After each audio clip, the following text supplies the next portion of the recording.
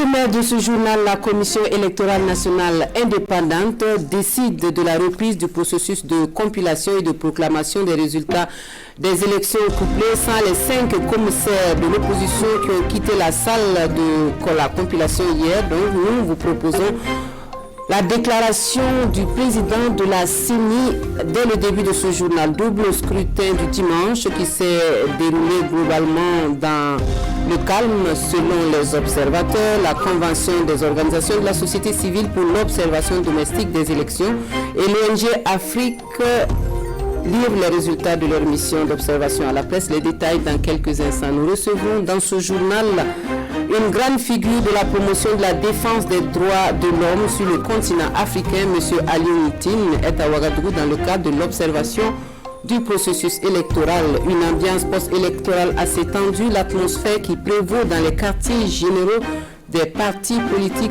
à suivre dans ce journal. Et puis nous recevons au démarrage de cette édition le ministre de la Communication et des Relations avec le Parlement, porte-parole du gouvernement, qui vient ce soir nous livrer une déclaration. Bonsoir, merci de votre attention.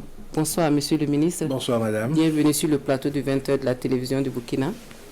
Alors il y a une déclaration du gouvernement qui est donc relative aux élections couplées du 22 novembre 2020. Le 22 novembre 2020, les Burkinabés ont exercé dans le calme et la sérénité leurs devoirs citoyens en participant aux élections présidentielles et législatives qui sont déroulées dans un climat apaisé grâce à la maturité du peuple et de la classe politique engagée dans la consolidation de la démocratie et de l'état de droit dans notre pays. Ce double scrutin a nécessité une facilitation du gouvernement par la prise en compte des recommandations issues du dialogue politique majorité-opposition initié par le président du FASO, ainsi que la disponibilisation des ressources nécessaires à sa bonne organisation matérielle. Toutes les actions entreprises par le gouvernement l'ont été dans le respect des lois et règlements régissant la matière électorale au Burkina Faso. Le gouvernement se réjouit de la tenue à bonne date de ces échéances électorales et invite l'ensemble des parties prenantes à un strict respect des textes en vigueur, seul garant d'un aboutissement satisfaisant du processus qui a été défini et réalisé dans l'inclusivité et le consensus. Il rappelle aux acteurs politiques leur engagement librement consenti à travers le pacte de bonne conduite. Le gouvernement ne saurait cautionner d'aucune manière tout manquement dans l'application des textes en rapport avec les élections au Burkina Faso. Il condamne avec fermeté toute dérive et prendra ses responsabilités pour établir l'ordre public. Le gouvernement salue le travail abattu par des acteurs impliqués dans les différentes opérations, notamment les forces de défense et de sécurité qui ont assuré avec efficacité la sécurisation des populations et des élections. Il leur demande de rester mobilisés jusqu'à l'achèvement de toutes les opérations électorales. Merci. Merci, monsieur le ministre. Cet après-midi, la Commission électorale nationale indépendante a fait une déclaration pour prendre le public burkinabé à témoin. 5 commissaires ont quitté la plénière de la CENI et la CENI a décidé de poursuivre les travaux de compilation et de proclamation des résultats des élections, le quorum étant atteint. Nous écoutons le président de la CENI dans un extrait de cette déclaration. Les 10 commissaires étaient présents. Nous avons constaté l'absence des 5 autres commissaires. Nous avons pris l'initiative de savoir pourquoi ils n'étaient pas au rendez-vous. Ils nous ont répondu que c'est parce qu'ils n'étaient pas sûrs que la compilation manuelle a pu être faite sur l'ensemble des CCCR et que pour s'en convaincre, c'était mieux de reporter l'heure du début de la reprise des travaux. Nous avons, en concertation, les 10, accepté de reporter à 10 heures. À 10 heures, nous avons encore fait le constat qu'ils n'étaient pas là. Une fois de plus, nous sommes entrés en contact avec eux pour savoir ce qu'il en était. Et la question leur avait été posée de savoir éventuellement si le fait de ne pas venir constituait une suspension de leur participation aux travaux de délibération et de proclamation des résultats. Ils nous ont tous assuré qu'il n'en était pas ainsi et que si on se donnait suffisamment de temps, on pouvait avoir toutes les compilations manuelles et commencer. Nous avons dit dans ce cas, nous allons proroger le délai de reprise et donc nous donner comme deadline 14 heures, heure d'aujourd'hui. Au moment où je vous parle, nos 5 camarades ne sont toujours pas revenus. Les 10 commissaires ici présents, en faisant application du règlement intérieur de la CENI sur la question du quorum, ont décidé la reprise de l'examen, la validation et de la publication des résultats. Nos camarades ne nous ont pas donné évidemment les raisons formelles de leur non-participation en dehors de la question de la compilation manuelle pour laquelle nous ne sommes pas en divergence avec eux, puisque toutes les propositions qu'ils ont faites, nous les avons validées, acceptées. Il se trouve que nous sommes tenus aussi par les délais et il est de la responsabilité de la CENI de proclamer, étant entendu que nous proclamons des résultats provisoires. Il appartiendra au Conseil constitutionnel d'en décider en dernier ressort. Voilà, et depuis 16 heures, la Commission électorale nationale indépendante publie les résultats provisoires de la présidentielle et des résultats partiels qui placent en tête Roch-Marc Christian Kaboré, suivi de Zéphirin Diabré et Eddy Kamboego. Et sur le déroulement de ce scrutin, ce sont 3800 observateurs que la Convention des organisations de la société civile pour l'observation domestique des élections a déployé sur tout le territoire national pour la supervision des élections du dimanche. Rien donc n'a pu échapper aux membres de la CODEL, de l'organisation et du déroulement du vote. Et ce sont des résultats de ce travail que la CODEL présente aux hommes de médias. Nous suivons Moumouni Soubega pour le compte-rendu. La Convention des organisations de la société civile pour l'observation domestique des élections félicite d'emblée toutes les parties prenantes, y compris les forces de défense et de sécurité, pour la tenue effective de ces élections dans un contexte de crise sanitaire, sécuritaire et humanitaire. Cependant, la CODEL dit avoir relevé de nombreuses irrégularités dans l'organisation de ces doubles scrutins. C'est par exemple l'absence des listes électorales, l'absence d'isoloir, l'absence de procès-verbaux. Nous pouvons citer le bureau de vote numéro 2, le Kondumba, le bureau de vote numéro 1, les Omoefo, le bureau de vote numéro 2 à Titaou. Aussi, les changements opérés dans les bureaux de vote ont désorienté certains électeurs. Par exemple, certains bureaux ont été fusionnés sans que les électeurs n'aient été au préalable informés. Selon la CODEL, plusieurs de ces irrégularités ont été résolues grâce à l'interpellation de certains de ces 3800 observateurs déployés sur l'ensemble du territoire national. Malgré ces irrégularités, la CODEL estime que cela n'est pas susceptible d'entacher la crédibilité du scrutin. On a vu par exemple le problème dans le Bawa, on a même donné des exemples. On a constaté par exemple une absence de bureau de vote et d'isoloir et de bulletins. Nous avons immédiatement saisi la CENI et ce sont les bureaux de la Bawa qui nous ont dit que cette question a été réglée, et ainsi de suite. Et c'est ce genre de questions que nous avons résolu, une quarantaine, que nous avons résolu entre 6 heures et 1 heure. À notre sens, cela n'intéresse pas la crédibilité de vote, mais nous allons voir approfondir la question avec les principaux acteurs. À la CENI, la CODEL recommande la poursuite du travail de compilation dans la sérénité et dans le respect des délais fixés par le code électoral et de poursuivre les efforts de communication avec tous les acteurs dans le souci d'instaurer un climat de confiance. La CODEL invite également les partis politiques à respecter les engagements pris dans le pacte de bonne conduite et à user des voies légales de recours de contestation. Les heures à venir, elle entend rencontrer les partis de l'opposition et la CENI pour un dénouement de la crise.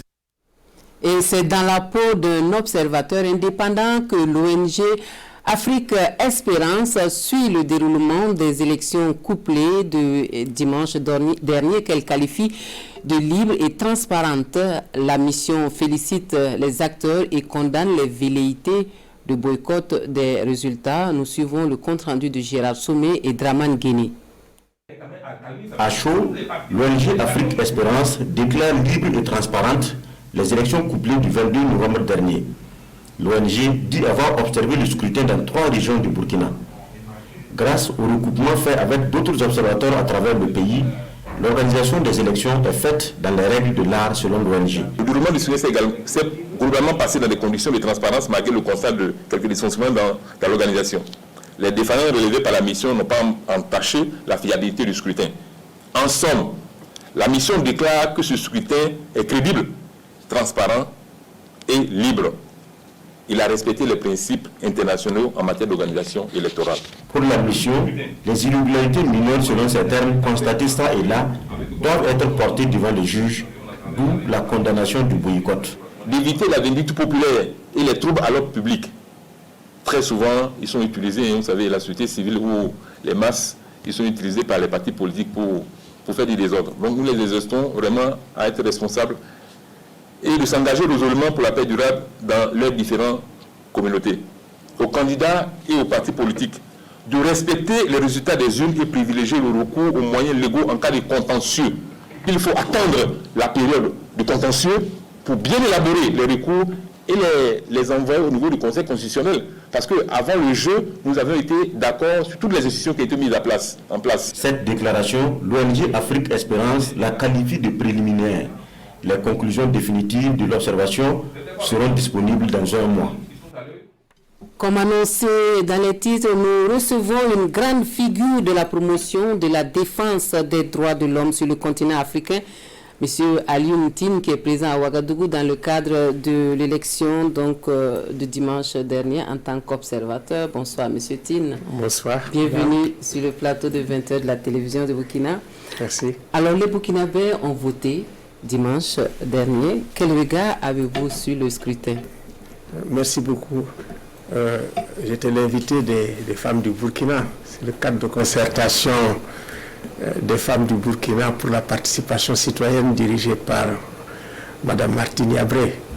Donc, on avait effectivement une chambre. On a rencontré pratiquement tous les grands observateurs, les Nations Unies, avec Chambaz qui est passé par là-bas, l'Union africaine, la CEDEAO. Nous avons également visité la CONEL, WANEP, et nous avons également visité. Donc, ce qu'il y a au Burkina Faso, parce que quand même nous venons de sortir d'un rapport sur les pathologies de la démocratie en Afrique, sur la crise du suffrage universel. Cette crise, elle est globale, elle est présente. Pratiquement tous les pays francophones sont affectés. Quand on regarde les élections, soit c'est la violence, avec des morts, avec des blessés, soit nous avons des violences plus ou moins soft, même dans des pays comme le Sénégal, où effectivement nous avons aussi des exclusions de candidats. Et c'est grave pour la démocratie. C'est extrêmement grave. C'est des pathologies, les maladies. Ça veut dire que si un candidat gêne, vous partez.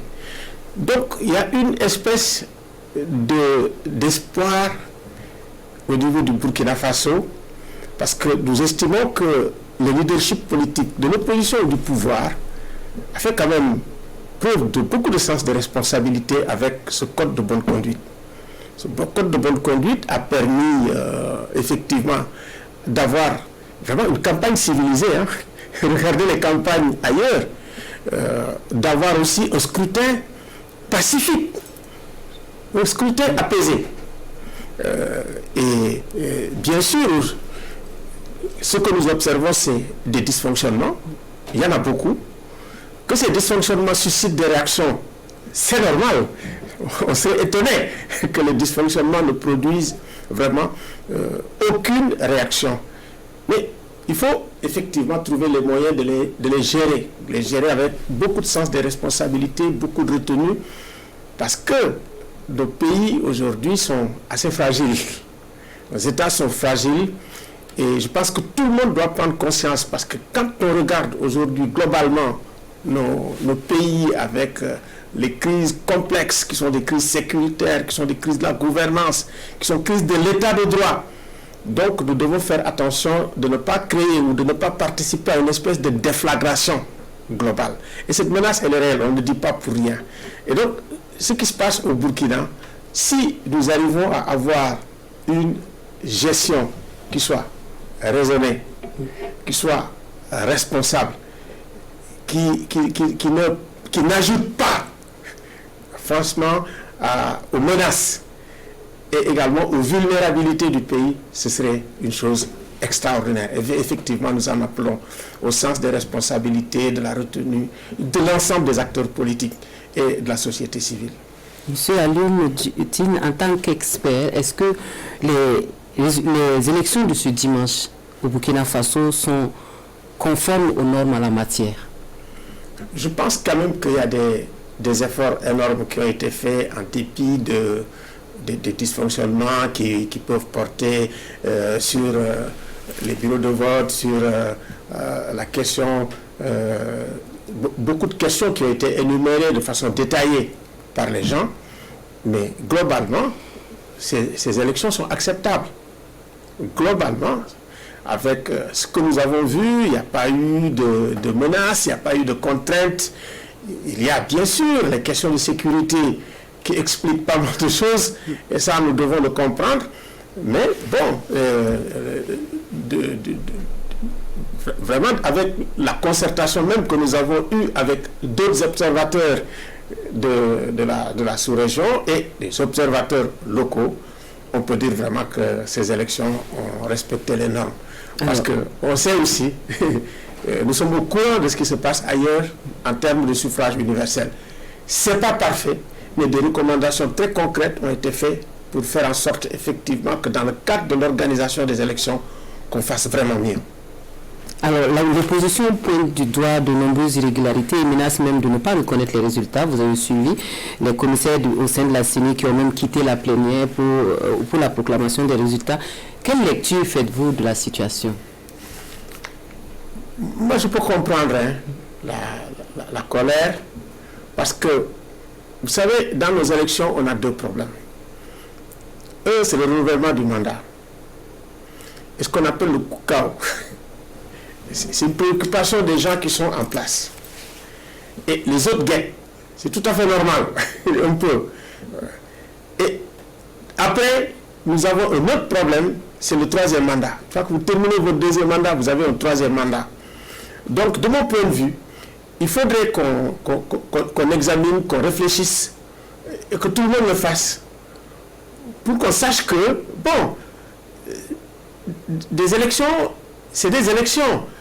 La bonne foi doit être là, aussi bien du côté de l'opposition que du côté du pouvoir, pour que quand vous perdez les élections à la normale, à la règle, que vous puissiez vraiment reconnaître que vous l'avez fait. Ça veut dire, il faut éviter la trumpisation de ce qu'on appelle les élections burkinabées. Donc, moi vraiment, c'est bien. Nous avons le cœur serré parce qu'on a suivi avec beaucoup d'intérêt ce qui s'est passé étape par étape. Moi, je viens de la Guinée. Donc, quand je compare par rapport à la Guinée, bon, il n'y a pas photo. Je viens également de la Côte d'Ivoire. Je vois ce qui se passe en Côte d'Ivoire. Extrêmement sollicité tous les jours que Dieu fait. Donc, nous avons vu également ce qui s'est passé en Guinée-Bissau, pour donner les résultats. Ce qui se passe au Bénin. Au Bénin, tout le monde nous dit, mais écoutez, vous, Afrikajom, il faut venir au Bénin, regardez ce qui se passe. Donc, nous avons eu un tout petit espoir avec ce qui s'est passé au Burkina. Nous en sommes fiers. Et que cette espèce d'exception est ébranlée. Il faut quand même dire que c'est une exception burkinabé ébranlée. Mais il faudrait effectivement savoir raison garder, avoir de la mesure, et pour que nous tous, parce que c'est le West africain qui parle, pour que nous tous, West africains, que nous puissions avoir, si vous voulez, la joie ou la satisfaction de dire, tiens, au moins quelque part ça marche. Merci. Merci, M. Tine, d'être venu sur notre plateau. pour apporter votre contribution. Merci pour toutes ces informations utiles que nous avons reçues et pour ce message en tout cas. Merci, c'est moi qui vous remercie. Alors vous restez avec nous pour la suite de notre journal. L'ensemble des missions d'observation souhaitent un dialogue entre les acteurs politiques burkinabés pour un climat post-électoral apaisé. Les observateurs internationaux étaient cet après-midi au quartier général du mouvement du peuple pour le progrès pour des échanges. Voici le compte-rendu de la rencontre avec Kwale Nebie et Vincent Kendrebego. Des observateurs internationaux représentant la CEDEAO, l'Union africaine et les Nations unies font le déplacement au quartier général du MPP. La délégation est reçue par l'APMP. Les débats entre opposition et majorité sur les résultats attendus des élections font l'objet de cette rencontre. Les observateurs étrangers ont venir nous voir après avoir vu l'opposition, le CFOP. Nous avons pris point par point les différentes récriminations donc, de l'opposition par rapport à l'élection, aux élections du 22 novembre dernier, dimanche dernier. Et nous avons donné notre lecture des choses et ils nous ont donné des conseils, émis des souhaits que nous n'avons pas eu de difficultés à prendre en compte.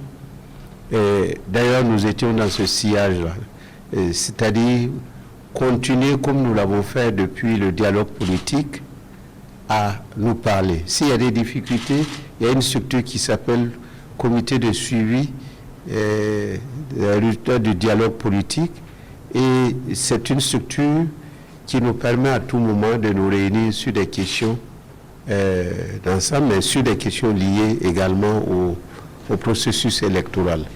Après une rencontre qui a duré au moins 45 minutes, la mission d'observateurs conjointe, elle, repart tout en se refusant à toute déclaration à la presse. La majorité présidentielle invite l'opposition à recourir aux voies légales pour soumettre ces récriminations. L'Alliance des partis et formations politiques de la majorité présidentielle fait une déclaration sur la situation électorale nationale dont voici la substance avec Rasman Ezoundi et Ismaël Diloma Sirima. Face à la presse, l'Alliance des partis et formations politiques de la majorité présidentielle APMP qualifie de grave la déclaration des candidats de l'opposition à propos des élections. L'APMP indique que la composition de la CENI est en soi la preuve de son équité et de son impartialité. Les insuffisances et failles qui ont émaillé le déroulement du scrutin ne sauraient refléter une quelconque volonté de porter atteinte à la sincérité du scrutin. Il importe d'ailleurs de préciser que les failles relevées portent préjudice à l'ensemble des candidats et des partis politiques en compétition, et cela de la même manière.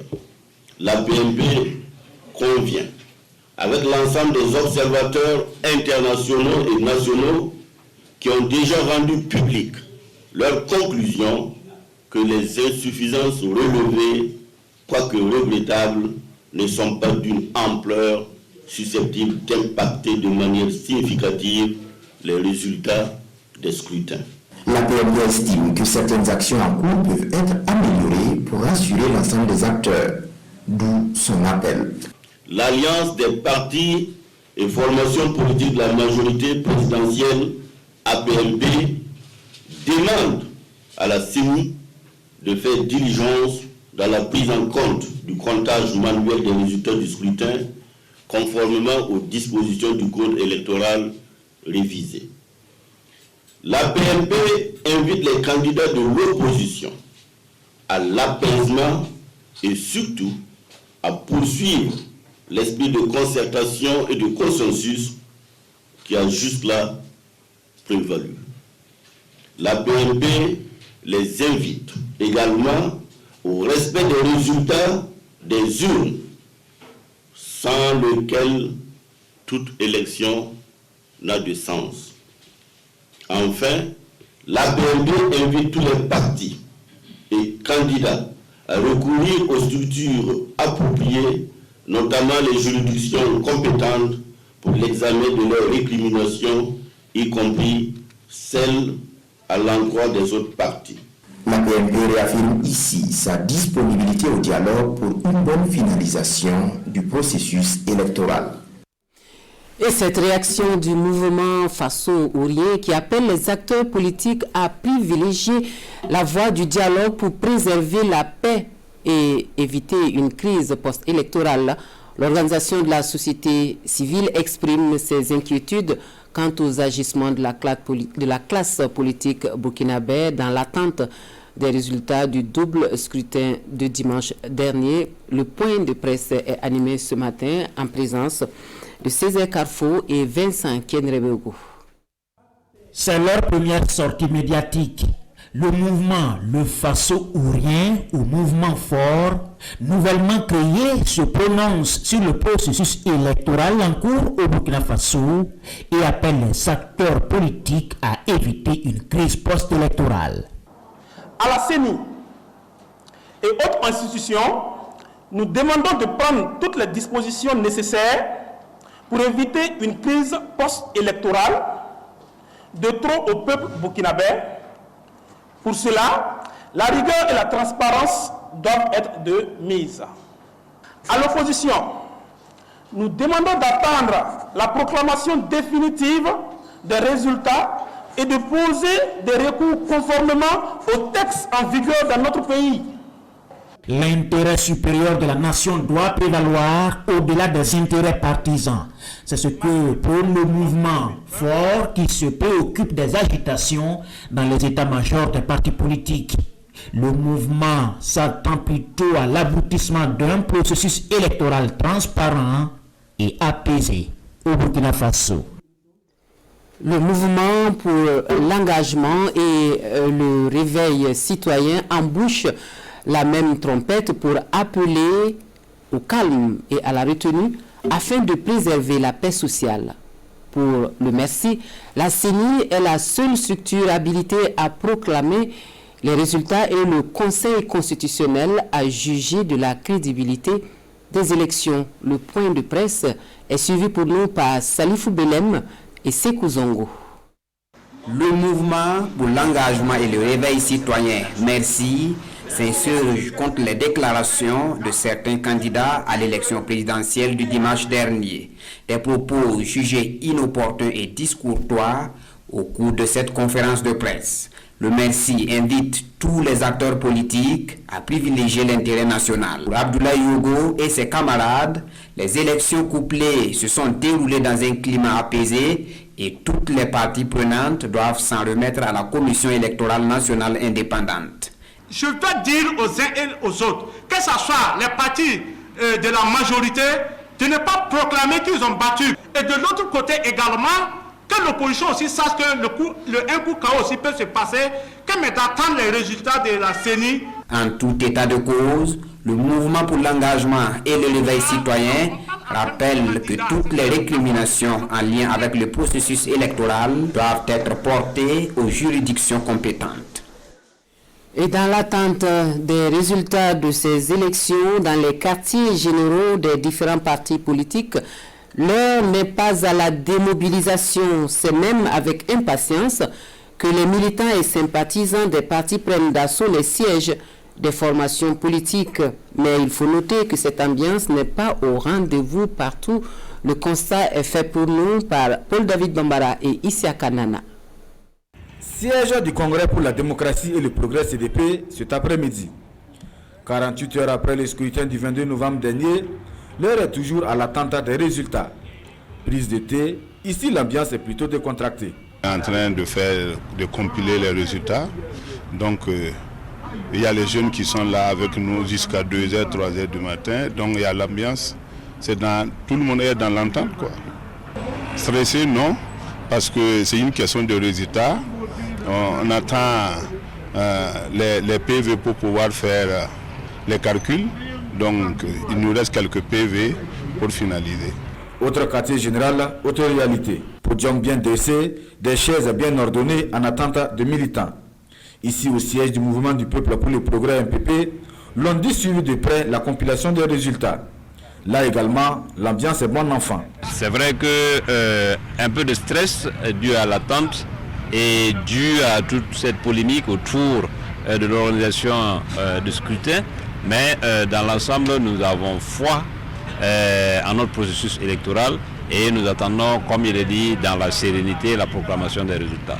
Au CDP, tout comme au MPP, le maître mot demeure le calme et la retenue en attendant la proclamation des résultats. Les appels à être patient, à rester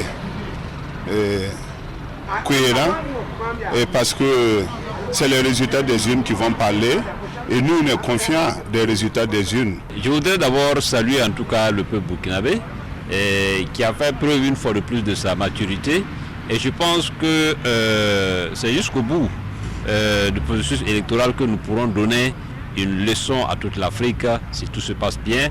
Si ce sont des résultats qui sont acceptés de tous, cela prouverait une fois de plus que notre démocratie aurait fait une avancée notable. Au siège du mouvement patriotique pour le salut MPS, tout comme à la direction nationale de campagne de l'Union pour le progrès et le changement UPC, ce sont des portes closes que nous avons trouvées à notre arrivée aux alentours de 17h30. Et c'est la fin de ce journal. Merci à vous de nous avoir suivis. Les informations reviennent à 23h avec Amandine Lalsaga à la présentation. Très bonne soirée à tous.